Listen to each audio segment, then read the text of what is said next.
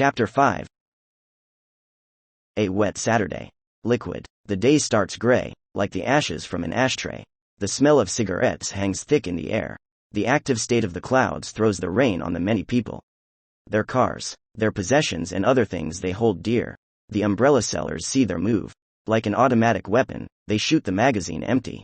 The ammunition consisting of umbrellas hits people faster than they can say the time. Kota is sitting in his car. Quietly, without music. The day must be taken calmly. Slippery roads and unsafe drivers. It's a dangerous cocktail. Kota looks carefully in the rearview mirror. On the many lights that twinkle behind him.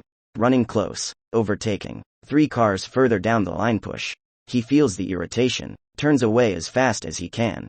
The station is close to the motorway. Smartly laid. Thinking Kota. He sees a book in front of him. A school book. When it was decided to build the station, it had to be close to the motorway. On the grounds that the police had to move quickly. Reading Kota inside his head. He even remembers when he went to school. Read that sentence. Stored it in a jewelry box located in memory. A long thread of information carefully placed in the box. Memories and facts about the police. The car stops. Between the 2 white lines. There are few open parking spaces. The patrol cars will last. They must also have time off. He steps out, rushing inside. The rain falls like thick streams. Really raining. Kota murmurs. His hat is soaked. On to the appetizer. Hair gets wet, clumps together, like wet seaweed. The shoulder of the jacket is gray from the many drops. It is quiet in the corridors. There is not much difference in the time, from night to Saturday morning. A groan can be heard from a distant room. Kota goes further into the dry cave. Meets his office. None of the ladies are in sight. No keyboard clicks. He turns on his computer. Registers his attendance. Looking once more at the young man. 25, counting Kota. The shutters are open inside Hachimitsu's office. Kota awaits. He feels his body. Uncertainty emerges. He squirms at himself. His body. He hangs the jacket on the new rack. Feel the beard. Dry. The hat. Wet. The humor. Abandoned. Hum Kota. He thinks once more about his entrance into Hachimitsu's office. The heart pounds at the thought. Remember, if you think about things just once, you only have to do it once, tells Kota his insides. Strapping. A finger slides over the nose. Kota looks in through the large window. Big arm movements. No loud noises. A man sits with his arms crossed. Head bent. Neck tense. They're laughing. Kota goes to the door. Knocks. Opens. 4 eyes stare. The smiles roll in. Kindness breaks the silence. This is the first time Kota has seen a smile from Hachimitsu. Good morning, says Kota. Good morning. Some of us have been up for a long time. When you are in my office, you are on my schedule, says Hachimitsu. The angry voice is back again. Just as women tune into each other's cycle. I knew you had a feminine side, but spare me, Jobin-san. I have a visitor today. You know each other. We know each other. Sit. Hachimitsu points to the vacant chair. Kota sits down in front of the 2 men, like an exam situation. Kota feels the cold sweat running down his spine like condensation. Let's get to the point, continues Hachimitsu. He stands up, puts the knuckles on the table. Hello again, Jobin-san, says Amane. He smiles kindly. The teeth look pale. Smashing sounds. Kota tries to look at both of them, at the same time. Useless. He aims at Hachimitsu. It has now come to my attention that you are looking for other challenges. You intend to change positions, once again. Is there something you are not telling us, since you are always making plans behind our backs? It's not easy to get you back here. Let me lay it out for you like this. It would be easier to satisfy a pea-ant with boxing gloves than to convince the management that your head is quick enough to walk in these offices. Are you following? Negative, answers Kota. He dreams himself into a military situation. I just think that when you are presented with an opportunity, you have to accept it. You never know what it will lead to, and I need a change. Air change. I am not applying for permission to move. Permission? You are trying to make fun of me. Where I come from, this kind of action is called a kick to the crotch. I don't expect you to give me anything back and everything works as intended. But now I am merciful. I hear what you have to say. Where do you want to go? Where are you going? What is your relationship order? I intend to move in with Akeda. Her from Ward C? Hachimitsu asks. He leans towards Kota. Behind the lips, explosions occur. Kota can't help but nod. Well, continue, says Amane. The man appears unusually calm in the situation. Kota doubts whether it is the same man from yesterday. He seems to know more than he lets on. Is he keeping secrets? Kota asks himself. Ikeda has it all planned. She will be a cop somewhere else. She has been offered the position. And as I could understand from her, it was obvious that I followed.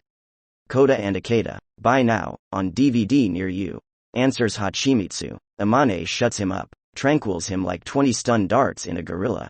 That's all. The plan was that I would resign. Finish things over the weekend. I know you have a new man. He's probably better than me if not worse. From the bottom of my heart, I think you should go with him. He is young, he is new, he can be influenced in many directions. That's what you need, not one like me who is inscrutable. Now you have to listen to Joban-san. I have spoken to Amane. He is a man you listen to, and if it wasn't for the fact that he recommended you for this specific case, you would have been kicked out of my office and set about going through all the cases in alphabetical order. I have many things on my mind. If management discovers in any way that you are leaking seals, then it's me, it goes beyond. I have been in this position for too many years for my reputation to be ruined by an employee. They look for your mistakes. They have you in the spotlight. The slightest mistake and they send you right back. They have sacrificed a lot of money on you. It is not free to participate in your course. But you're lucky, because it looks good on paper. What looks bad? That you haven't gotten 1% better working ability out of it. I understand. Well, then you also understand why I have to put you on this case. You stand with the crap in your hand no matter what you do. If you walk out and quit, then I can promise you that the management will do everything to hang you out in the media, because they don't want that publicity. It would be an annoying thing to have hanging around the next time you're looking for a job. Can you follow me? I can easily. I'm just not sure which side you're on. Should I be grateful or angry with you? You decide. Now, personally, I like it best when people leave here either sad, bored, angry or angry. That means I got my way. I'm the one in charge. Which is why I have the biggest responsibility. You are my responsibility and your actions are ultimately my responsibility. Therefore I will delegate a special task to you. Amane will tell you more about it. But before, do we agree on your choice? I guess that was rhetorical? Answers Kota. No, there is nothing rhetorical now. I need to know what you decide. This is a case that is important to many parties. There are others in life but you. I have my life on the home front and I have my Mercedes in the carport. It still doesn't change that I have to take responsibility for other people's lives. I have many lives in my hands. If there is a problem, why? The management. Then it is me who takes the rubbish and you get the good leftovers. This is how the world hangs together. So there is nothing rhetorical in my question. Do you want to be a proper employee? One that you can recommend to others, or do you want to make a fool of yourself and show me how a saboteur works? I am satisfied with both answers. It's only up to you. And don't think it's a habit. This is the only and first time that someone gets a free choice in my office. Says Hachimitsu. Well, let me hear the assignment. Hachimitsu bangs his knuckles on the table, moves half a centimeter. He sits down, swings the legs up. If he had a cigar, it would be lit. Amane chuckles. He looks away from Kota. He doesn't show his soft side. Sucks in air, ready to tell. As you know, we talked briefly about an assignment yesterday. I could understand, on you, that you weren't interested. As the situation stands now, you have convinced yourself that you are. Yes, that's your outlay. Answers Kota. Both hands slide through the wet hair. The beard glistens in the light from the cone-shaped lamp. If you are still interested. Says Amane. His sound is nice and neat. Refined like a freshly washed car. Then the possibilities are good. After negotiation with the chief of police. Amane points at Hachimitsu. Now shut up, Amane. Call me my name. We have not worked together for 30 years for you to refer to me as police chief. Titles don't separate us anymore. Hachimitsu agrees with my negotiations. You can transfer with a paid transfer from today's date. In other words, this means that you receive ordinary salary on the terms of your salary contract. Sounds good? Where does it say in fine print? Kota asks. Don't worry, we'll get to that. The task consists in securing a VIP goal. As it concerns personal protection, dangers can arise. We therefore provide a rental car with an unlimited number of kilometers on the tank. The route will be around 500 kilometers and take 6 hours. We're not flying? Kota asks, skepticism in the voice. No, we do not want to create more attention than absolutely necessary. It is the VIP's own wish and sometimes you have to ensure their best interests rather than what is most practical for the task. Tells Amane, you can possibly write down the diet you run with for her. That will get you far in a marriage. Says Hachimitsu pointedly. He pulls back further in his chair. Throws hands behind the neck. Kota laughs. Low-key. Okay, so it's a 2-day job. Is that understood correctly? As we have calculated, it will turn around in 2 days, yes. You are free to use the time you want. We agreed yesterday that you are paid by the day. The task is 24-hour protection of the VIP. Therefore, you are paid from the moment you pick up the VIP and bring the VIP to the destination. As agreed, you will be paid through ICE per day. At the salary we agreed upon? If you agree with the conversation we had yesterday, then it will be according to the agreements, tied up in an oral contract. Can I trust you? Kota asks. You have no reason to believe we are deceiving you. Amane. He smiles kindly, feels how Kota is pulled in with the string. No, it is correct. So you still consider me a gigolo? An expensive one, yes. Answers Amane. Although we can persuade you in other ways. Do you want to tell him the circle of people in the case? Amane turns her attention to Hachimitsu. The man gets up from the chair. It is such that the billionaire Konakatsu has been liquidated.